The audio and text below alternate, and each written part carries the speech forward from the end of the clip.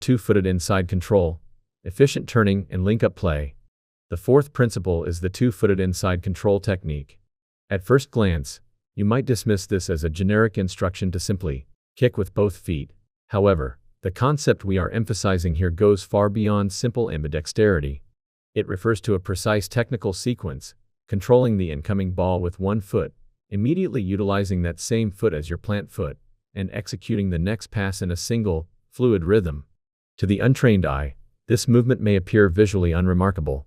However, considering this is the fourth key insight and the very first individual technical skill introduced in this curriculum, we believe this is arguably the most critical technique required for any beginner to truly enjoy the game.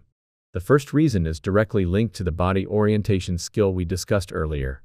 While maintaining an open body shape is critical, this technique ensures that the action of receiving and turning remains fluid and rapid. Consider this: what happens if you open your body to receive the ball, but then attempt to take your second touch with the same foot you used to control it? Biomechanically, this forces you to take an extra step to regain balance, inevitably delaying your next move. You might ask, can't I just touch it again without that extra step? In reality, doing so feels highly unnatural and makes it nearly impossible to execute an accurate dribble or pass. In conclusion, whether you are playing a return pass or switching the play, this technique is the key to executing the most rapid and seamless touches in every match scenario. There is a second critical reason why this technique is essential. It is a common cliché in football that one-touch passing, non-stop pass, is the ideal.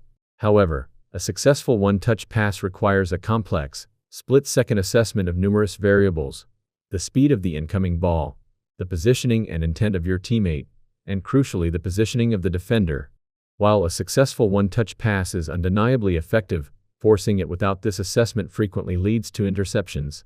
For instance, as seen in this scenario, if a defender's leg is blocking the passing lane, you must kill the timing, pause the tempo for a brief moment.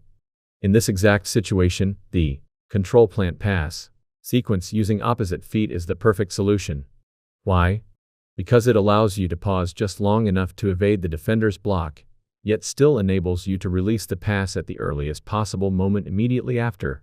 In fact, it is widely understood that German youth development programs utilize this specific movement as a key benchmark for player assessment. Tests are often conducted to measure the time required to complete a set number of passes using this exact technique. This validates just how fundamental and critical this skill is. Therefore, if you are a beginner starting your football journey, I strongly recommend dedicating significant practice time to mastering this movement.